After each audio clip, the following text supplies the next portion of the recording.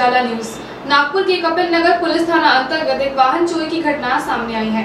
Police को गुप्त जानकारी मिली थी कि आरोपी ने कई पुलिस थानों के अंतर्गत मोटरसाइकिल चुराई है और एक जगह छुपा कर रखी है।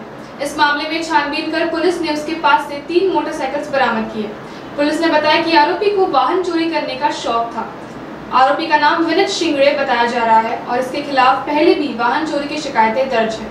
पुलिस इस मामले में छानबीन कर रही है। पोलीस ठाणे कपिलनगर येथे पोलीस तपास पथकाचे प्रमुख हेड कॉन्स्टेबल गणेश बर्डे यांना गुप्त माहिती मिळाली की रेकॉर्डवरील आरोपी विनीत कैलास शिंगळे वय 19 वर्ष यांनी हद्दीमध्ये आणि इतर पोलीस स्टेशनच्या हद्दीमध्ये काही मोटरसायकलची चोरी त्याचा शौक असल्यामुळे केली असून त्या काही ठिकाणी त्याने लपून ठेवल्या आहेत। त्या मिळालेल्या माहितीवरून त्यांच्यासोबत पथकामधले आसिफ शेख, प्रवीण इनवते आणि संजू भूषणम यांनी शोध घेऊन 3 मोटरसायकल हस्तगत केल्या आहेत। एक कपिलनगर पोलीस स्टेशनमध्ये त्याबाबत एक गुन्हा दाखल आहे आणि एक दुसरा गुन्हा जरीपटका आणि एक सावनेर पोलीस स्टेशन नागपूर ग्रामीण येथे गुन्हा दाखल आहे।